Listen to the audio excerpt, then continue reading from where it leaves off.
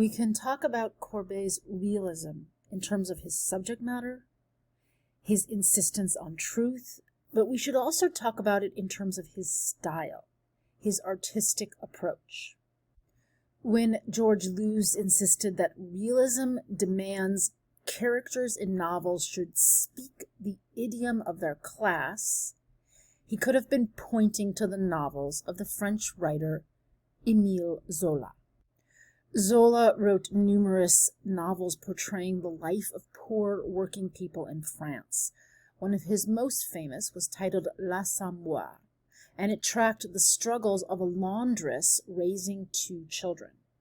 The title is slang. It can be translated as the knockout or the gin palace. The characters live rough lives of alcoholism and poverty, and one of the realist features of the novel is that they speak in slang, cuss words, improper French, wrong grammar. They don't speak polished, well-schooled language, and this is essential to the realist insistence on the truth of these people's lives, representing it as they actually live it.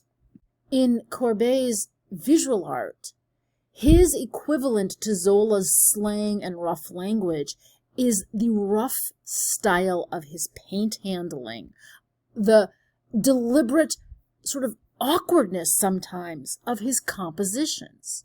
Critics at the time scorned Courbet's style as too rough, too raw. They called it clumsy.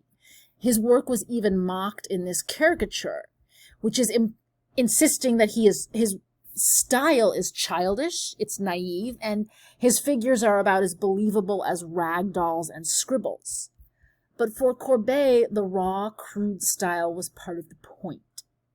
It was a conscientious refusal to pretty up reality. It was an insistence that this was actually how life was lived and felt, the texture of life among this class of people.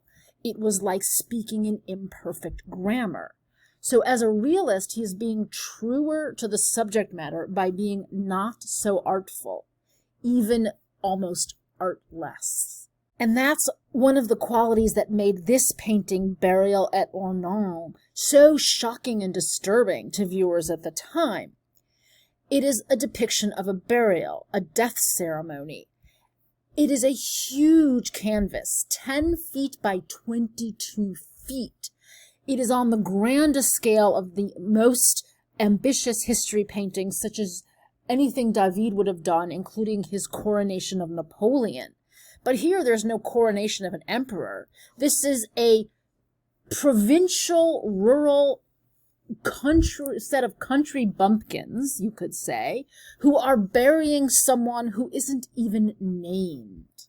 So Ornans is Courbet's provincial hometown. He comes from the countryside, and he is painting as a sense of the countryside as he knows it, not any sanctimonious idea of the beautiful countryside, no sentimental ideas about death. He's just giving us awkward people who look distracted, bored, sour, and everyone is very physical. This is supposed to be a spiritual rite, but the religious authorities look as if they too are bored. This guy has very red cheeks and nose, as if perhaps he's been drinking.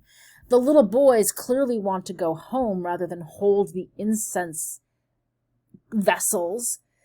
We have homely faces, ordinary bodies, and they're all crowded awkwardly around a gaping hole in the ground, with a dog standing in the foreground. Even the dog isn't paying attention. Most of all, I want you to attend to how Courbet really handles the paint so that we feel the physicality not only of the bodies and their clothes or the mountains, but also of that solid earth, the dirt itself. We have here a sense of death as a physical event. And this is not a physical event that we are convinced is redeemed by this cross, which feels so feeble compared to the open hole in the ground. Courbet is interested in the observation of facts, the texture of the soil, the look of the faces, the materiality of cloth. And his styleless style, or his artless art, for him was linked to living in a world where science is the new authority over spirituality. Courbet said the art of painting can only consist of the representation of objects which are visible and tangible for the artist. In other words, if you can't touch it, you can't see it, you can't paint it. So this is a kind of painting for a world that is more and more committed to a scientific worldview. So realists are not scientists, but they did share a loosely scientific attitude in the idea that they are observing the raw data of the world without prejudiced hierarchies. And the realist writer Courbet Zola wrote, quote, "Since science required a solid foundation and returned to the observation of facts, everything is called into question. This movement has occurred not only in the scientific world. All fields of knowledge, all human undertakings look for constant and definite principles in reality."